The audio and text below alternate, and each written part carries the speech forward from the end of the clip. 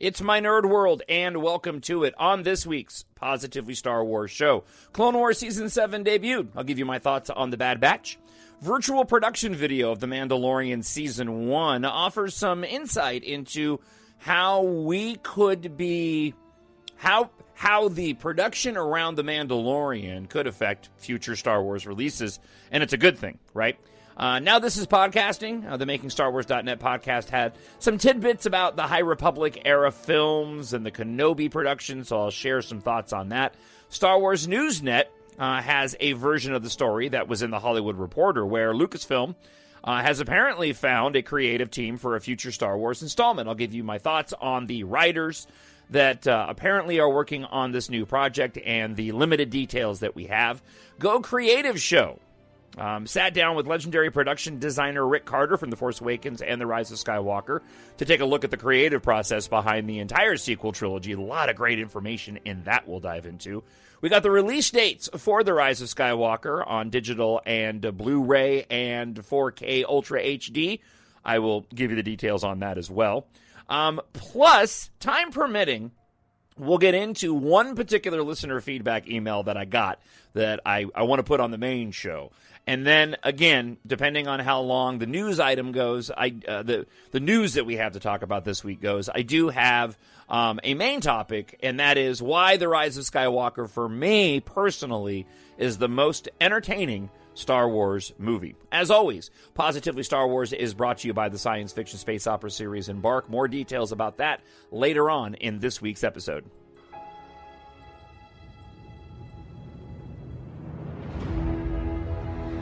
Nothing will stand in our way. I find your lack of faith disturbing. I will finish what you started. Who are you? I'm no one. There are stories about what happened. It's true. All of it. The Force. It's calling to you.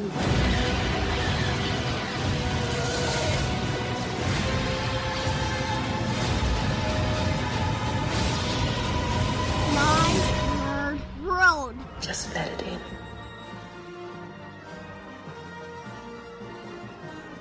It is my nerd world and the Positively Star Wars podcast. I'm your host, Jon Justice, and I'm glad that you're with the show again this week.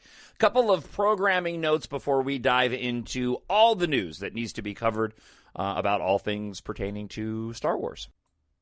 All right, first off, I mentioned this on the listener feedback show this week. As a reminder, the show has changed a bit to 2 episodes, a listener feedback only show that comes out either on Thursday or Fridays, and then the main show, which is this one that comes out on Saturday. There had been, for the past several episodes, a video version of Positively Star Wars for YouTube. I'm putting that on hiatus right now while I focus on writing my science fiction space opera series of books, EMBARK. And that's mostly because doing the video version of the show takes quite a few hours on the weekend, and I don't want to stop putting the content out, but I need to manage my time a little bit better. So for the time being, and at least until we start getting some new visuals from Star Wars to share, the show is going to continue just being a podcast. The video portion on YouTube will return sometime in the near future. So I just wanted to let you know, in case you were wondering, hey, where did your big old fat face go on YouTube? I'm taking a break for a little bit so I can get a couple of these books in my EMBARK series finished, and then off to the editors. And I'll have a little bit more to share with you about the EMBARK Space Opera series, because I do have some exciting news if you didn't have a chance to listen to listener feedback this week. We do have a lot of news to get to, though, this week on Positively Star Wars. So let's go ahead and get right into it. We are the spark that'll light the fire that'll burn the First Order down. So I guess first and foremost, the big thing this week was the return of the Clone Wars. Season 7 premiered on Friday. It's available now on the Disney Plus app. The episode was The Bad Batch, and it was great. Man, the Clone Wars is fantastic. It is just a fantastic series. It was when it originally came out, and it continues to be. The animation is just as good, if not better. Some of the shots seem quite a bit more dynamic, but beyond that, it's what you would expect with a Clone Wars Season 7. I really like this new group of characters in the Bad Batch that we'd heard about before when Clone Wars was originally canceled. But it was a great episode, and there really isn't a lot more to add. I mean, it was Clone Wars, and Clone Wars is a fantastic show, and I'm glad to have it back. It's a little weird for me because, as I've mentioned on previous episodes, I've been going back with my 13-year-old Kyle and watching the original seasons, and I've realized that there's a couple of seasons where either I only watched the episode once or I never saw them for whatever reason based off of when they were being released. So seeing the new season, while it's awesome to see new Star Wars, I've kind of been experiencing that anyways, going through the past seasons with episodes that I apparently missed. So if you have not watched, for some reason, the Clone Wars yet, now is the time to start, man. And this is a great opportunity, especially with a bit of a lull, obviously, with the hiatus of the theatrical releases. We're not getting The Mandalorian until October of this year. So this is a really good opportunity to sort of feed your need for Star Wars by getting into the Clone Wars or just enjoying Season 7 because we all know how popular the Clone Wars already is. Speaking of The Mandalorian, there was a virtual production video that came out for The Mandalorian Season 1, and there's been a couple of videos talking about this Unreal game engine filming that they've been utilizing. So the production team around The Mandalorian has been using the Unreal video game engine to shoot The Mandalorian. And in a nutshell, what it means is, as opposed to building a physical set in a exotic location and then putting up a green screen, right, and then filming the actors on the physical set with the green screen that'll fill in the background later on, what this new virtual production does is they actually have a complete 360 wraparound screen, a big room that has an LED high-definition screen that they can actually put whatever renderings they want in the background and film everything in camera. You need to go and watch this video because it's really amazing, because the way the camera moves and when they shoot the action, the background on the screens actually shifts with the camera to provide that real world focus that you get when looking at an object and shifting one way or another. It's going to revolutionize not just Star Wars movies, but all films. And somebody had mentioned to me that isn't it great to continue to see Star Wars use cutting-edge technology and advance the creative process? And the thing that kept sticking out to me was, with the ability to build a smaller set in one room and put whatever background you want and shoot it in camera, it opens up a world of opportunities for filmmaking now. I think a lot of this started on, well, not just in The Mandalorian, but we saw it in Solo, we saw it in The Last Jedi, where, especially in some of the cockpit shots of the ships, they would have these wraparound screens outside of the ship. So, for example, in the Millennium Falcon in Solo, when they jump to light speed, outside the window, they're actually seeing them jump to light speed. And actually, outside of Star Wars, I remember they used this as well in Interstellar in some of those interior shots where they actually had screens on the outside of the windows, so they were shooting everything in camera. It's just amazing production work. And if you're into that kind of thing, go and find the virtual production of The Mandalorian Season 1 on YouTube. You will not be disappointed. MakingStarWars.net has their own podcast now. This is podcasting. I can only stomach so much of it. I'll just leave it at that. However, people are usually kind enough on Reddit to go and put down the tidbits of what gets talked about, because Jason Ward, who runs that podcast and that website, does have great insider information, even if I can't stomach a majority of the content that's actually on the show. That being said, here's a couple of things from their latest episode, number 290. Sources have told Jason Ward that Lucasfilm were debating to turn Kenobi back into a film when they delayed production, and I've heard that same thing as well. Obi-Wan Kenobi was originally supposed to be a movie. They were going to announce it, but then Solo didn't do what they wanted it to do in the box office, and so they shelved it, and then they decided to go ahead and make it a Disney Plus live-action show, and now they've put that a bit on pause in terms of the start of production, and it sounds like they were reworking the scripts and potentially looking at making it a film again, but it seems as if, at least what we're being told officially, and from Ewan McGregor himself, while he's been out promoting Birds of Prey or Harley Quinn, depending on what you call it. He says that, no, things are still going to go off as we planned, even though production is starting a little bit later for the show to be a live-action show on the Disney Plus streaming app. Jason says the Cassian Andor series is being pushed around so much, he doesn't know if the information that is currently out there is up to date. I've heard a lot of the same things. There's a lot of questions around Cassian Andor. I think part of the problem with the Cassian Andor series is, I'm sure it'll be great when they get it out there, but I just don't see a big level of excitement coming from people to see the Cassian Andor series. I mean, it's going to be one of those ones where I'm going to have to wait to see the footage and, you know, some of the trailers to sort of form an opinion, because right now I personally don't have a rampant desire for a Cassian Andor series, but I always have a rampant desire for Star Wars, so we'll see what they end up putting out there eventually. A source of Jason's saw concept art of the High Republic, which was marked Jedi Holy War. That's interesting, which is more than likely a code name. Lucasfilm thought they had their director, who is a big name, which is why there were reports we'd hear about who this director was in January. Doesn't know who the director is or if it's fallen through. And that'll bring us to the next item here, because it turns out that we may actually have our director and writers, and I'll explain here in just a moment. Getting back to the High Republic really quick and the Jedi Holy War, it's funny because the High Republic doesn't really do anything for me. I mean, just when you see High Republic, right?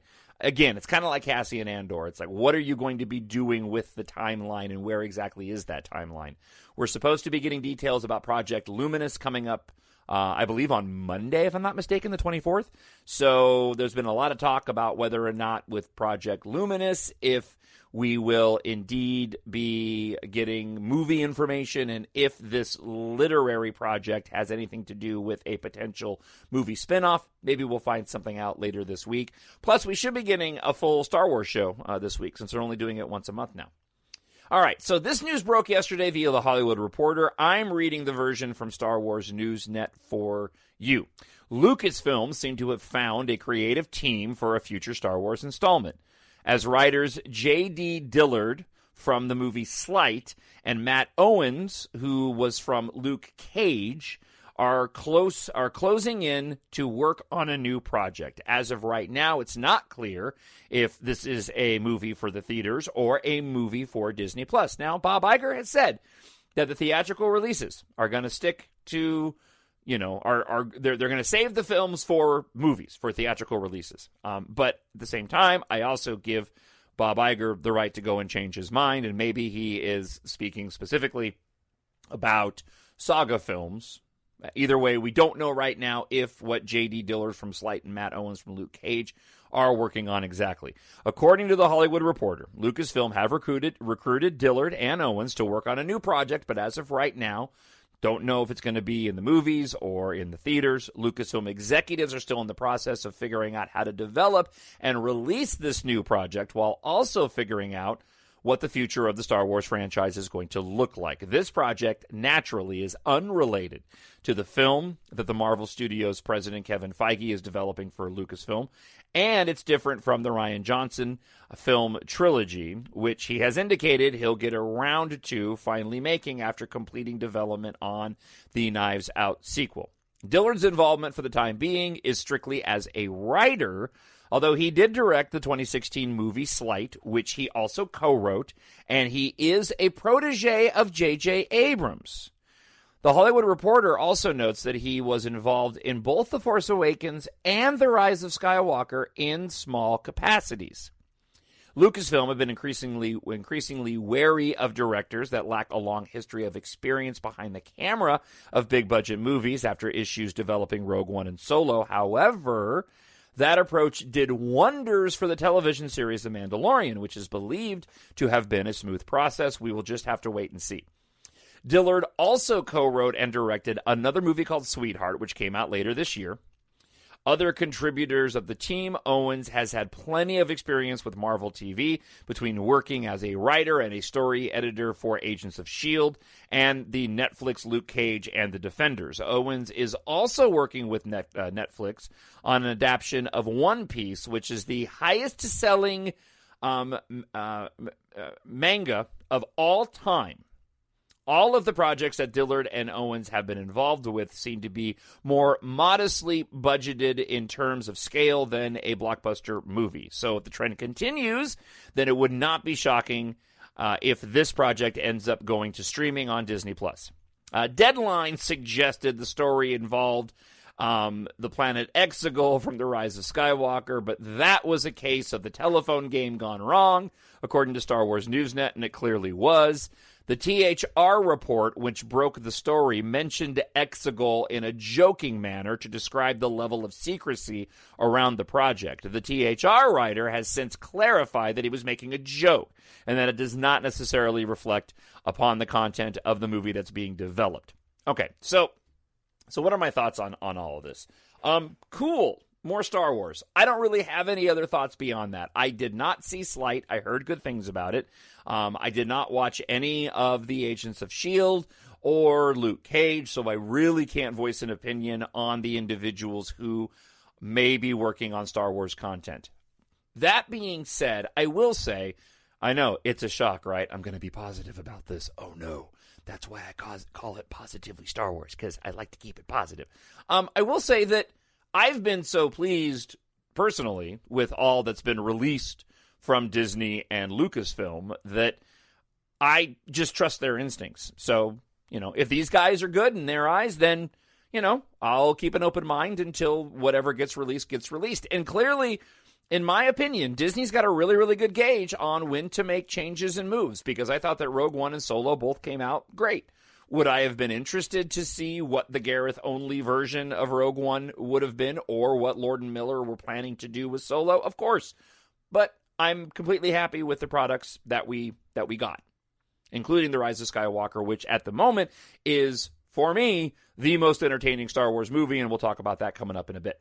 Speaking of The Rise of Skywalker, Go Creative Show sat down with legendary production designer Rick Carter to offer an inside look at the creative process behind the entire Skywalker trilogy. And I have the bullet points here from somebody on Reddit who was kind enough to go in and grab some of the bigger points that Rick Carter made about the Star Wars series.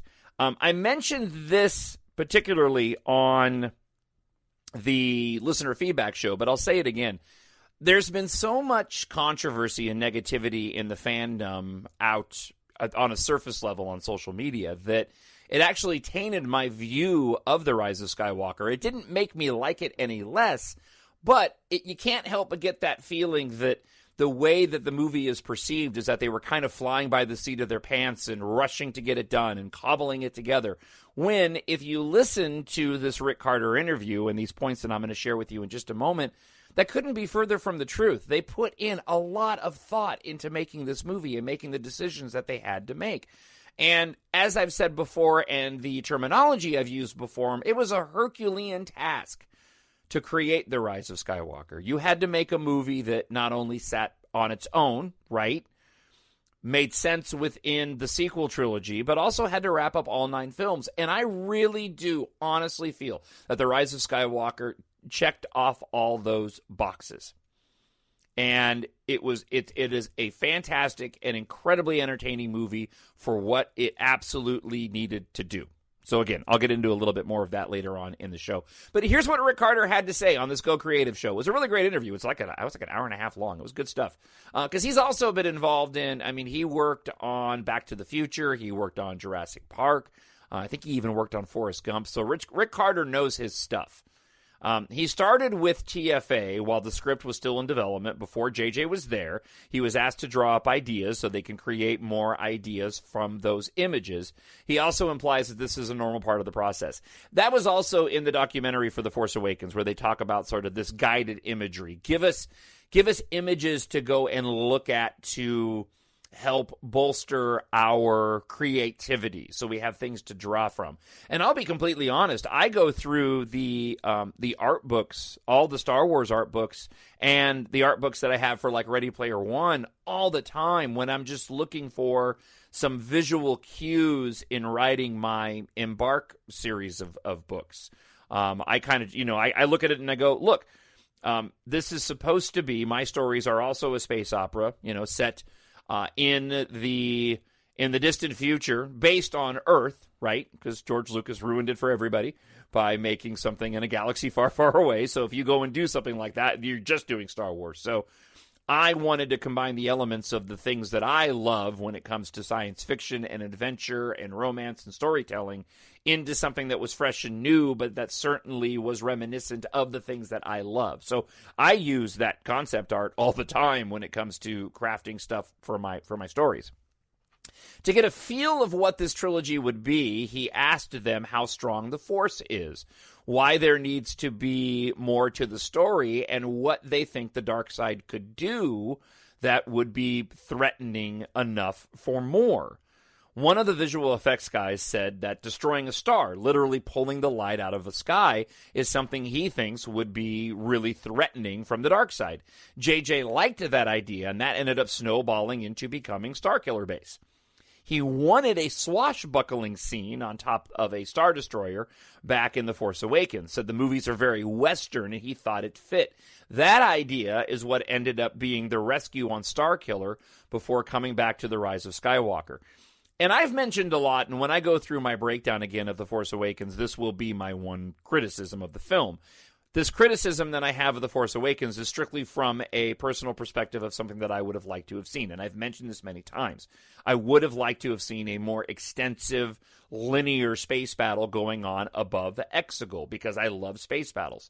However, getting a little bit of this background and knowing that they wanted this Western feel and this swashbuckling scene on top of the Star Destroyer, it starts to make a little bit more sense on why there wasn't a stronger storytelling element to this to the vehicle fight above Exegol.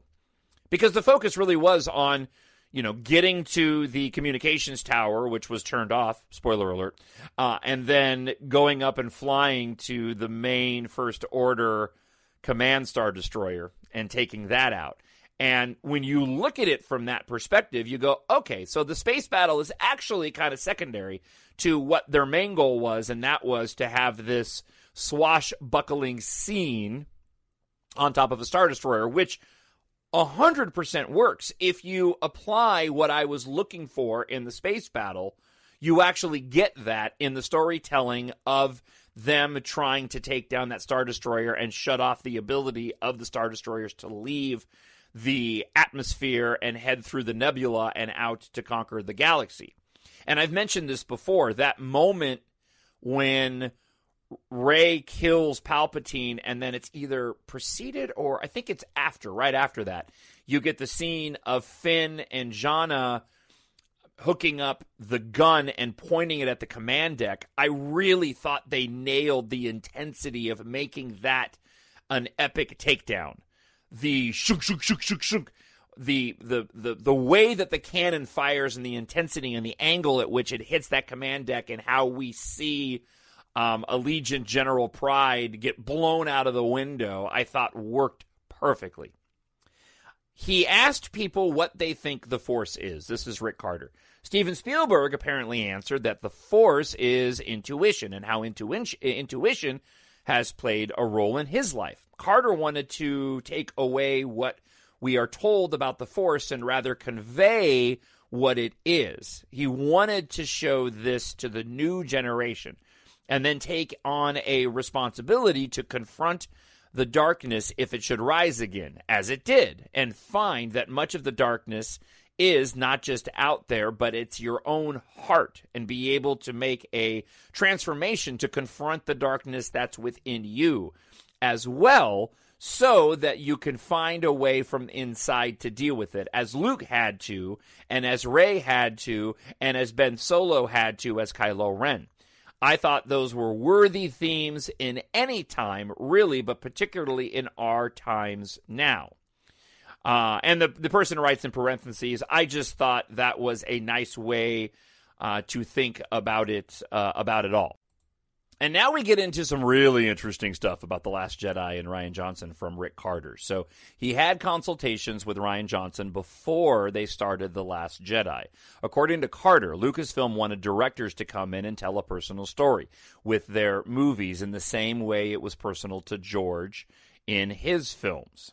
He said The Last Jedi went way off what J.J. set up in The Force Awakens, but that it was a masterful movie that took away expectations.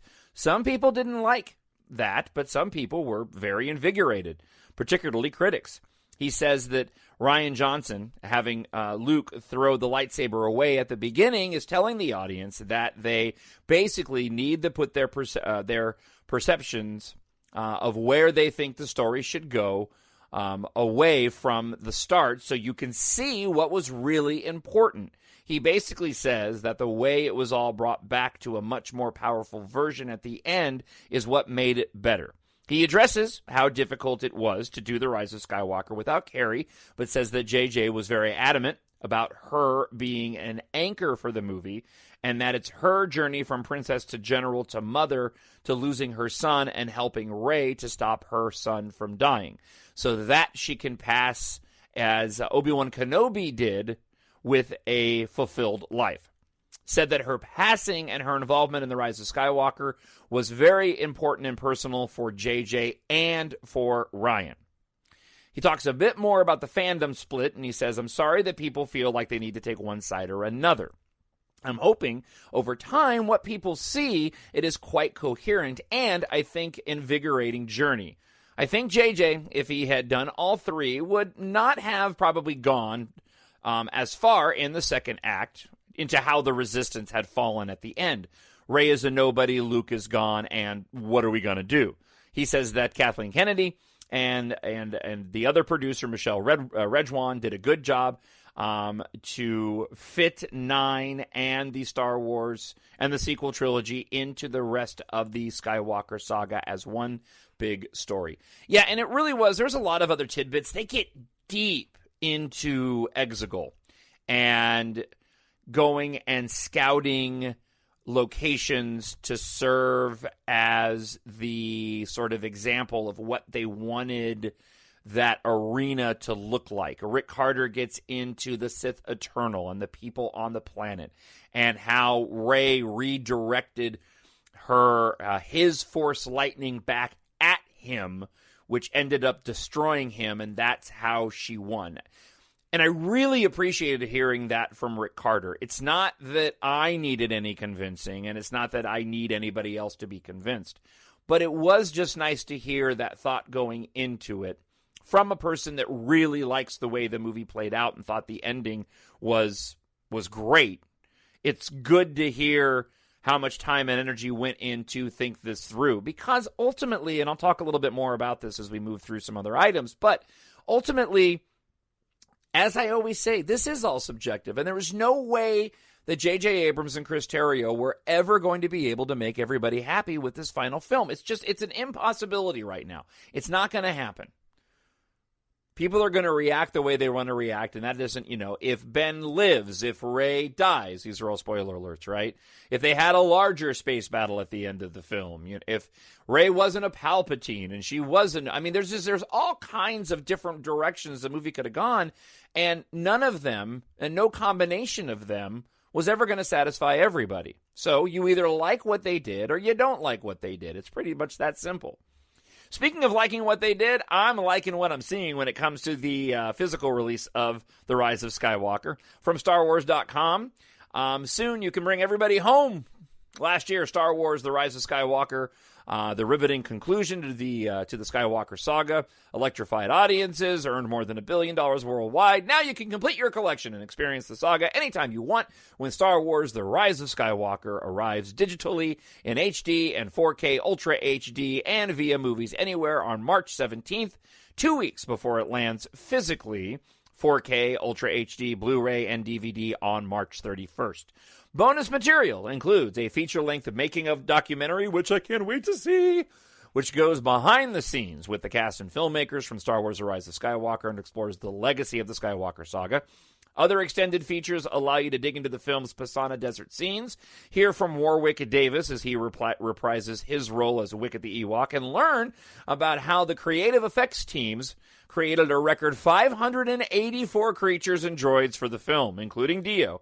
The digital release also includes a special exclusive feature highlighting legendary composer John Williams, who has scored every episode of the Skywalker saga. So here's the behind-the-scenes full list. So Skywalker Legacy, the story lives forever in this feature-length documentary that charts the making of Star Wars: The Rise of Skywalker. Pasana Pursuit, creating the speeder chase, dive into the making of the movie's epic land speeder chase and discover how the spectacular sequence was brought to screen. Really love that sequence, by the way. Aliens in the Desert, they look at the Pasana Desert scenes. Dio, Key to the Past, explore the ship that connects Rey to the mystery of her missing parents and get to know the galaxy's newest irresistible droid. Warwick and Son, Warwick Davis, who played Wicket, dons the Ewok costume, this time joined by his son Harrison. Cast of Creatures is another one. The team behind the film's memorable creatures reveal the puppetry, makeup, prosthetics, and digital magic that bring them to life. I cannot wait to get my hands on this movie. I've seen it now 15 times. And I cannot wait to get the official version, again, on a digital release coming up on March 17th, a few weeks away, and then the physical release on March 31st. All right, let's switch gears. We do have some time. Exciting. I do have plenty of time to get into why The Rise of Skywalker, personally, for me, is the most entertaining Star Wars movie. Before I do that, though, I want to play for you this clip from J.J. Abrams because it is absolutely and completely relevant to this conversation that I am about to share with you and this commentary. So here is J.J. Abrams. After the release of The Rise of Skywalker, I've played this before, talking about the criticism of the film, and then we're going to get into one piece of listener feedback, just one piece of listener feedback this week, which will dovetail nicely into me talking about how much I love The Rise of Skywalker. So here again is J.J. Abrams and talking about the divisions within the fandom. A vast audience for this. How do you deal with people, or how does it make you feel, or what would you say to people who don't like what happens, or wish it was something different? Is there a problem with the fandom that? No, I'd say that they're right. You know, the people who love it more than anything are also right. You know, we knew going in. I was asked just I think 7 hours ago in other countries. Someone said, "So how do you go about pleasing everyone?" And I was like, what? Like, not to say that should be what anyone tries to do anyway, but how would one even go about it? Especially with Star Wars. I don't need to tell anyone here, we live in a moment where everything immediately seems to default to outrage. And there is a kind of an MO of it's either exactly as I see it, or you're my enemy. And it's a bit like magicians. You'd think magicians would all just get along. Magicians hate each other. Now, I'm sure there are exceptions, and I'm sure someone will write to me like, "That's not fair, and I hate you." And they'll be right. Oh, shaded magicians. I can't believe. No, but it's like it's a crazy thing that there is such a sort of a norm that seems to be devoid of nuance and compassion. This is not about Star Wars. It's about everything. You know, compassion and acceptance and allowing people to. It's a crazy moment. So we knew starting this, any decision we made, a design decision, a musical decision, a narrative decision, would please someone and infuriate someone else. And they're all right. And Chris wants to say something. Well, no, and then your only compass, really, your only North Star is your heart and how you feel about this. I mean, we went into this movie knowing it was a love letter to Star Wars. It was a love letter to the old school kind of filmmaking that inspired George, Republic serials, Flash Gordon, samurai movies, all these other genre references that we love, and it's the stuff about Hollywood movie making that we love. It's the big mythic stuff that we love. And so we went into it sort of deciding that is what we wanted the final episode to be. You know, if you're made, I need someone to show me my place in all this.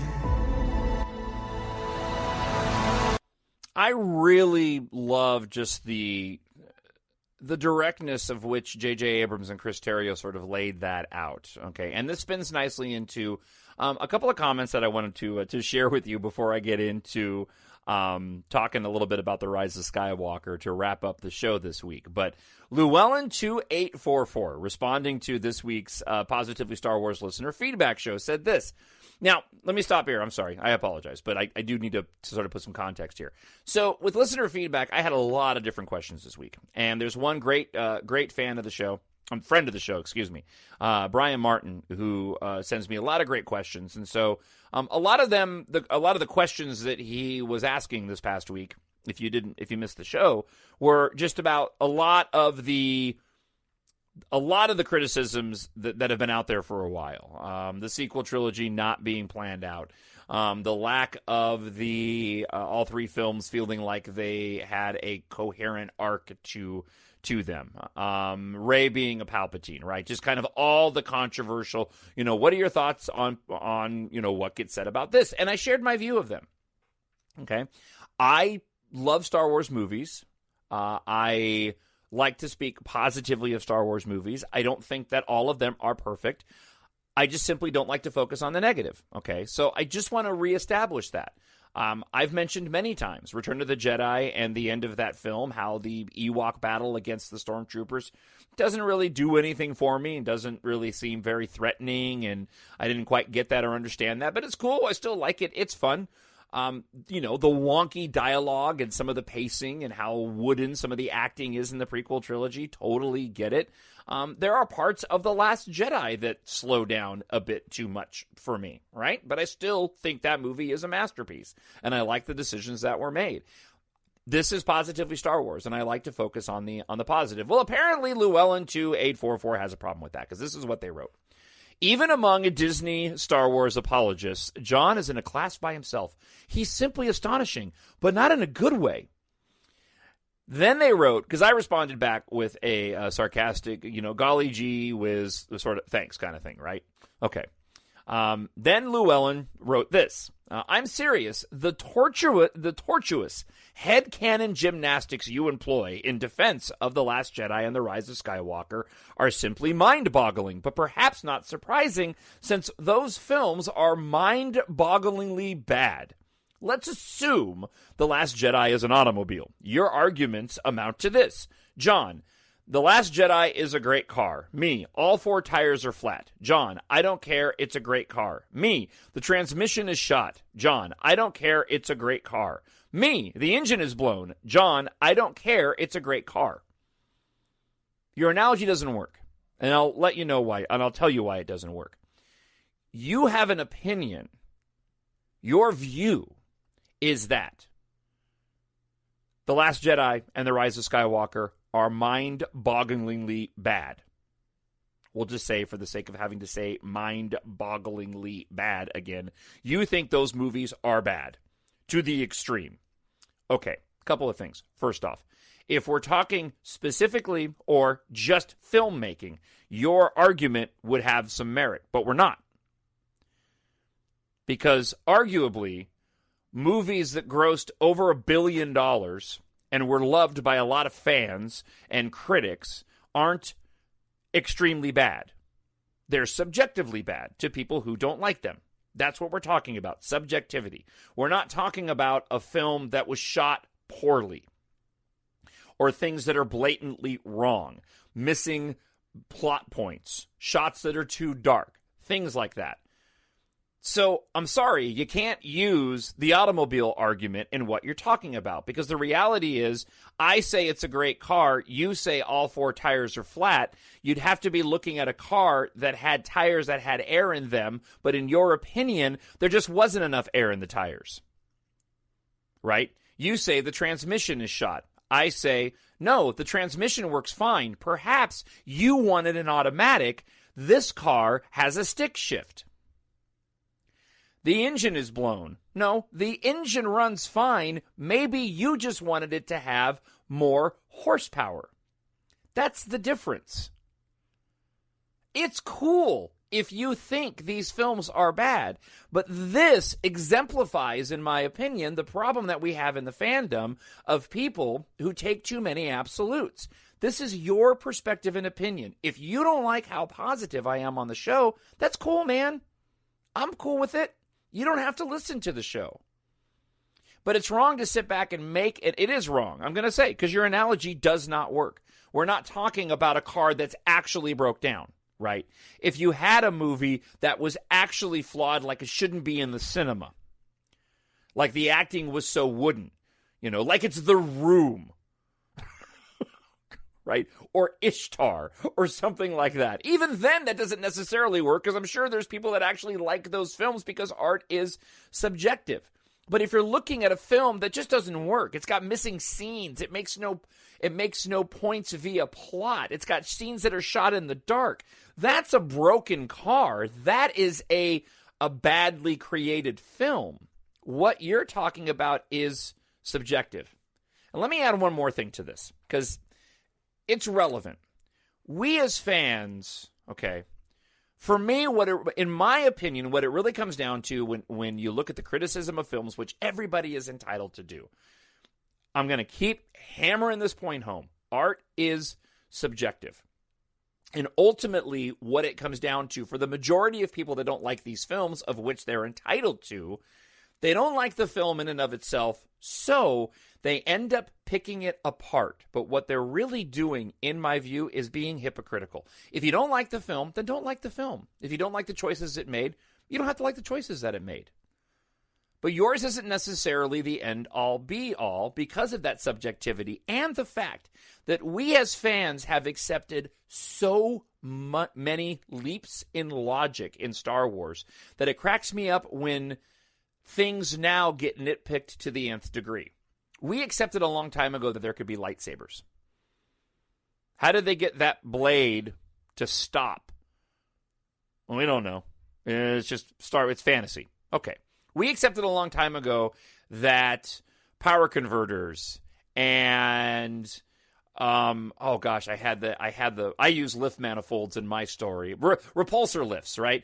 We accepted a long time ago when we first saw the original Star Wars movie, there's an X-Wing fighter sitting there on the tarmac, and it just floats off the ground. We just accepted that it can do that, and we're totally fine with it. We accepted a long time ago that you could travel the galaxy far, far away and never have to worry about wearing a breathing apparatus on a particular planet because humans and aliens can all breathe there. Right? This is a problem that I had to work to solve in my books. Right? I created Atmo domes, so I could create, I did my own version of sort of science fantasy in my books. Tried to add a little bit of logic to it to explain it, and Star Wars does it to a certain degree. But we all accepted that a long time ago. We all accepted a long time ago that the whole theory of relativity does not exist in the Star Wars universe. If it actually did, like if you've read the Ender Game books where they deal with this kind of stuff, or you watched Interstellar, if they actually did deal with the theory of relativity and the way that they use hyperspace to jump from planet to planet, we'd have a movie filled with all kinds of different aged individuals from the Rebellion and the Empire and the First Order and the Resistance. We've accepted all these other things to just kind of go, yeah, it's totally cool. We'll accept all that. But now suddenly we're going to go and nitpick The Last Jedi because Holdo decided to use her ship to plow through the Supremacy via light speed, and we're going to nitpick, and why did they do that before? We're going to nitpick that, why are we worried about fuel now? This is dumb. Why are they chasing them in space? I've even mentioned how it is somewhat ridiculous that the shots that are fired from the Supremacy actually curve in space when they hit the shield on the escaping Resistance ships. I don't care. Because it's Star Wars, and we've accepted an alternate view of this galaxy far, far away for a long, long time. And yet there's a bunch of these things that get nitpicked in the film. Now, granted, I don't know exactly what Llewellyn is referring to of what he had a problem with both The Last Jedi and The Rise of Skywalker, but most of those criticisms revolve around the story. When it comes to The Last Jedi, it's how Luke was handled. A lot of people don't like that. And when it comes to The Rise of Skywalker, clearly it's about how Rey and Ben were handled. I didn't have a problem with any of those things. I love the way both of those movies go and play them out. But that is my opinion, and it's subjective. All right. I just wanted to share that with you because the email cracked me up, and I thought it was really, really representative of the way that we have been criticizing these films, right? And to each their own. But I still see it. I saw somebody post something on Twitter today where it was a screen grab of Rey sliding down that piece of metal, spoiler alert, at the homestead in Tatooine, and the person actually wrote that it was offensive that they had an adult girl acting like a child. I mean, again, in my view, you're entitled to your opinion, but you're just looking for things to complain about now. All right, I'm not going to spend a ton of time on this. I'm going to move through this quickly because we will have the physical release coming out in a few weeks, and there's plenty of opportunity to discuss The Rise of Skywalker between now and then. But I did promo it, and I want to talk a little bit about why I love this film so much. Something inside me has always been there. But now it's awake. And I need help. I basically made a bullet point list of the major story beats in the movie, and I'll work through this quickly, and I'll expand on these on an upcoming episode. But one of the things that I enjoy most about The Rise of Skywalker is its pacing. There is not a dull moment for me in this film. Is there a point where I want to go to the bathroom? No, there isn't. I really like the way that this film is laid out and how, in my view, every single scene carries not only some story elements that are important, but also are interesting and compelling. The Rise of Skywalker took good advantage of the knowledge. This is all my opinion, by the way. Just want to clarify that. The Rise of Skywalker took good advantage of the knowledge that we all have of Star Wars canon. It didn't waste time on things that didn't necessarily need time wasted on. And it gave us a very fast-paced and fresh story. And I'll talk a little bit more about the specifics as we work through this. But from the start of the opening crawl with the dead speak and the exclamation point, it immediately captured me, and the whole crawl sets up the story nicely. You get into that opening shot and then the montage of Kylo Ren on Mustafar. Sure, there's some things in there that perhaps could have been done differently that I would have been cool with. It was leaked earlier this week about Kylo Ren talking with the Oracle, and we're getting some imagery of what that would have looked like. But I agree with a lot of people that said it was unnecessary. The whole point of him going to Mustafar was to get the Wayfinder to find his way to Exegol, and I thought the beginning of the film portrayed that quickly, relevantly, and nicely to get us to where we needed to go, right? And it also leaves a bit of ambiguity that is uniquely Star Wars. You sacrifice over-explaining to get to the good stuff. And I really do think that J.J. Abrams, in my opinion, and Chris Terrio did a really good job of using that embedded Star Wars ambiguity to their advantage. Unfortunately, as J.J. Abrams said in that clip, we live in a world now where everything is divisive, and you can post any random thought and not let anybody know who the Sam heck you are on Twitter anonymously, and you can nitpick it to try to go and prove your point. But Star Wars does leave a lot to the imagination. It did in the original trilogy, and it did in this movie. I have no problem with the lack of an explanation of where the Emperor came from prior to seeing the prequel trilogy. In the original trilogy, when I saw those films for the first time, then I have any problem whatsoever with the lack of a further explanation about how Palpatine was able to survive getting thrown down that Death Star shaft. Then we get to Exegol. I love the whole lead up. I wish the shot of Kylo Ren flying through the nebula was a little bit longer, but I love the shot when it comes out and when it approaches the planet and it lands on the planet and him making his way and the voiceover. Everything on Exegol in that opening shot is just spot on. the rising of the Star Destroyers, the epic Imperial theme that takes place in that moment of time. All of it's great. The way that lightning strikes after Kylo Ren asks Palpatine, what can he get, what can he get from him, essentially? And he's like, everything. And then you get the lightning crash, and you see Palpatine's hands and the bit of the energy that's coursing through them, and then the Star Destroyers rise out of Exegol. We don't get an explanation of how they built them. We don't know why they were under the ice or dirt. I don't care. It looks rad. All right, awesome opening action sequence with Finn, Poe, and Chewie as they go to the space glacier mining planet. That whole scene, from their arrival to the conversation playing on the game table inside the Millennium Falcon to the light speed skipping, is just great. Then you lead into meditating Rey. That whole montage to me works splendidly, and the way that she carries herself, and she's frustrated when she spins down from floating in the air. Granted, the work of Leia in the film and the work they did to include Leia is probably the most glaring thing in the movie, especially if it's tough. It's a tough thing that they had to pull off. I thought they did as good a job as they can, but I'd be hard-pressed to say those moments don't take me out of the film a little bit, but it's not enough to ruin anything. Any more than knowing that's not Peter Cushing playing Tarkin in Rogue One. I love the lightheartedness of Finn, Rey, and Poe when they meet and the conversations that they're having. And I was just telling my wife Melinda before I came down to record the show. We were talking just about movies and Star Wars, and I was reading her that email from Llewellyn. And in that, I told her that The Rise of Skywalker did something really unique for me, and that is when I go and watch A New Hope, but more specifically The Empire Strikes Back.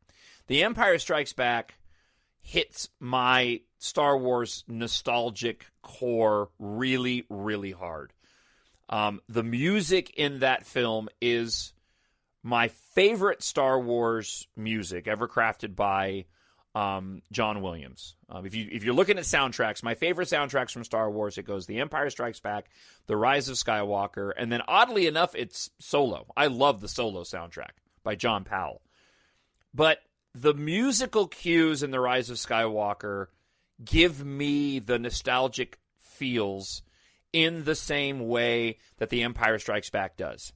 And for a movie that's brand new, that just came out, that score that accompanies our heroes when they're leaving Asian Kloss at the beginning, I think it's A We Go Together is the track on the soundtrack. That music touches me in such an emotional way.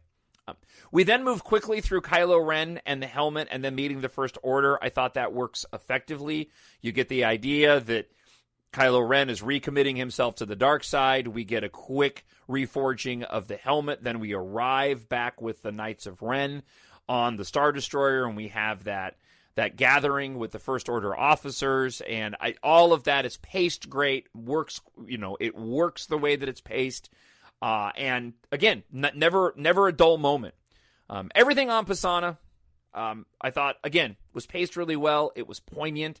We get Kylo Ren and his exchange with Rey in that Force connection. We get that amazing land speeder chase, and then that goes into that very Indiana Jones-esque adventure underneath, very Goonies of dealing with the serpent. I've talked about that on previous episodes, and there's very little time wasted in any of this.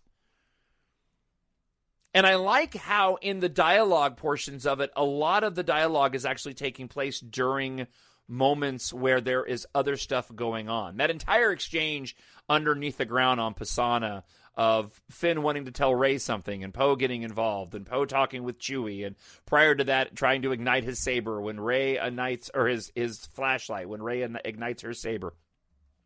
It just, all of that works for me. We get to Kijimi, and I want a Zori Bliss spinoff show.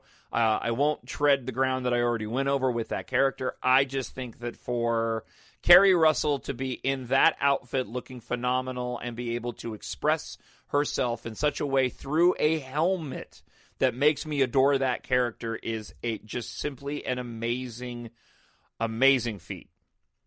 And then, of course, we get to, after the whole situation with downloading the information from C-3PO and Babu Frisk, which is funny.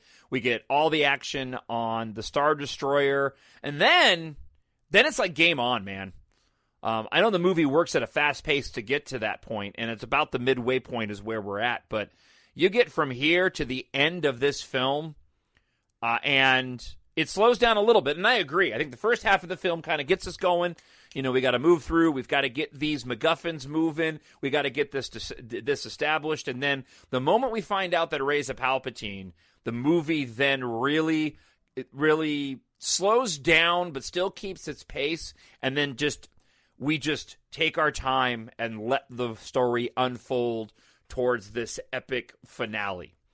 And I really like the way that it does that, because that moment where we find out that she's a Palpatine, spoiler alert, and the scene of her jumping off the Star Destroyer into the Millennium Falcon and it taking off. Again, another moment where you got a lot of action going on with some serious dialogue happening at the same time. It all works perfectly leading into the second half of the film, which just rocks until the ending. It is an emotional juggernaut, in my opinion.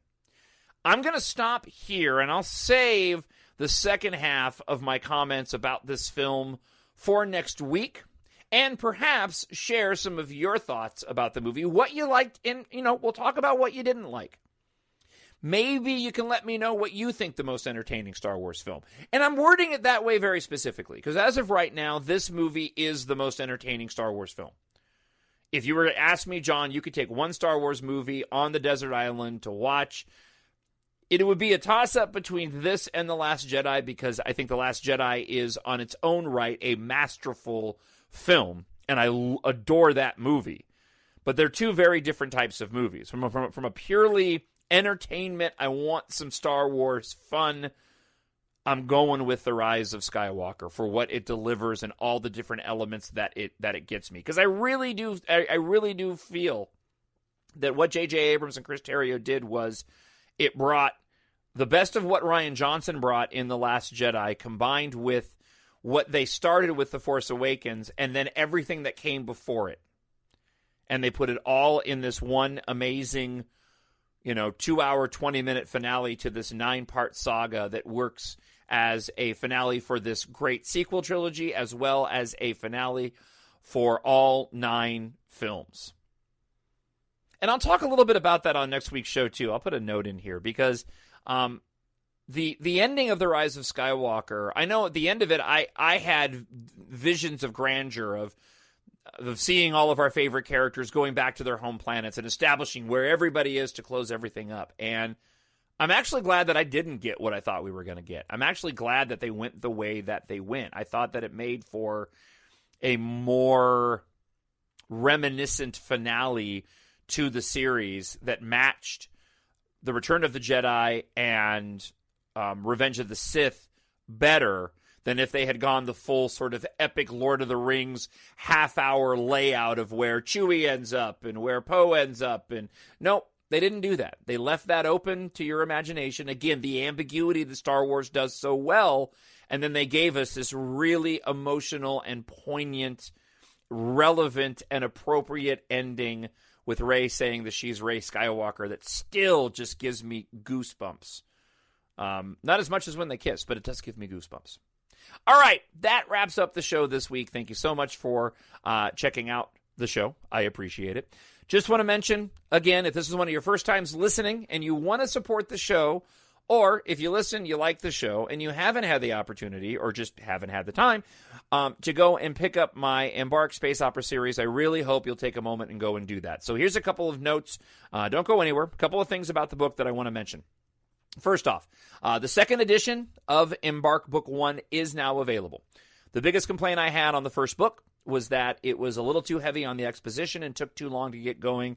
I remedied that with an edit and a major rework of the opening chapters. I removed about 3,500 words from the book in its entirety. I moved a majority of the exposition to a shorter, streamlined prologue to set the stage.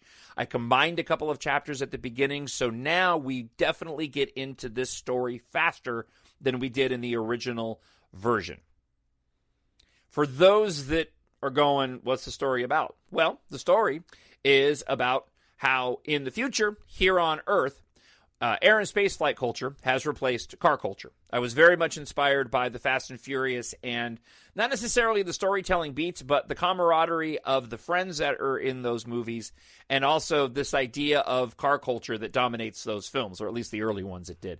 I wanted to take that aesthetic, a group of friends, a guy who's in love with a girl. She ends up stumbling across a mystery from a message she receives from her deceased scientist father, to which she and Taft, who is in love with Katha, go on this adventure early in the story to try to unravel this mystery. While this is going on, a massive global industrial catastrophe begins to unfold that will eventually force humanity to escape from the stars. This is not a spoiler alert. It's in the book blurb on the back. With our friends now unraveling this new mystery, they are suddenly thrust into this battle to save humanity as they evacuate from a corporate madman who's created a covert military and is trying to exploit the disaster for his own advantage. So the second edition of Book 1 is available now in ebook and paperback. The audiobook is still the same. Treasure in Darkness, Book 2. It is the Empire Strikes Back of my series. And it expands upon the story of our heroes, has a lot of twists and turns, and sets up The Vanishing War, which is Book 3 that will be out in April and is currently being edited. So go to Amazon.com right now. It would mean everything to me if you could pick up a copy of the ebook, the paperback, or the audiobook for either book. This is the time to get it before the release of The Vanishing War here in a couple of months. If you've already purchased it and you enjoyed the books, please go to Amazon.com today and leave a review. And if you want to support the show and you like what you hear on here and you've already bought the book, I would really like it if you'd go back onto the website and buy it for a friend. Right there on Amazon.com, search for EMBARK and Jon Justice. Underneath where you purchase the books, you can gift it to a friend. And all you got to do is put in their email, and it'll send them an ebook version of the book. You know, hey, I listened to this guy. He does a podcast. He writes these books. I know you like to read and you like sci-fi. I think you might get into it. Here you go. What a great way to support my nerd world and, you know, say, hey, friend, I like you. So please take a moment and go and pick up a copy of any version of your choice of my science fiction space opera series, EMBARK. You won't be disappointed, especially if you like Star Wars. If you're into sort of 90s and 2000 pop culture references. If you're a Depeche Mode fan like I am, you're definitely going to like these stories. But I really would appreciate it if you take some time out and go purchase a copy and then leave a positive review. Again, that's how you can support my nerd world. All right, my book pitch is finished for this week. I have some writing to go do. Oh, I forgot one more thing.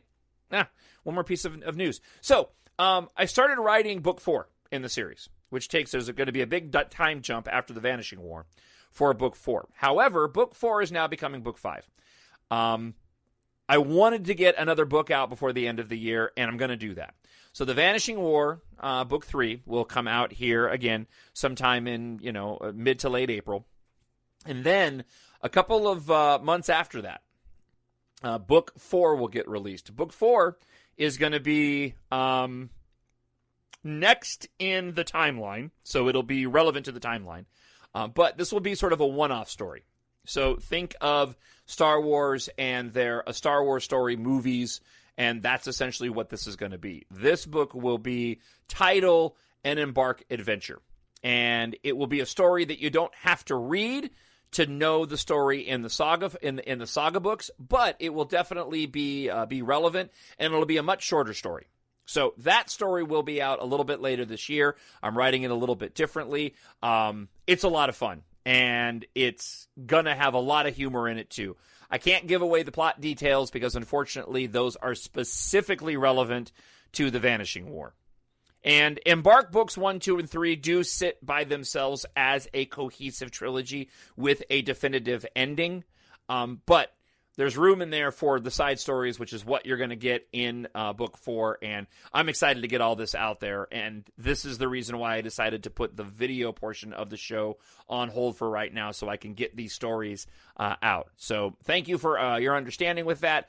And now I'm completely done. leave me an email, talkshownerd@gmail.com. Again, talkshownerd@gmail.com. If you're listening to this on YouTube, you can go and leave a comment there as well, just like Llewellyn did with his kind words about how I'm a horrible Disney apologist and the Last Jedi and the Rise of Skywalker were horrible films. You're entitled to your opinion, Llewellyn. I just happen to disagree. All right, that's it. Go to Amazon, pick up a copy of my book. It would mean the world to me, and have yourself a fantastic weekend. Bye. The Force will be with you, always. My nerd world.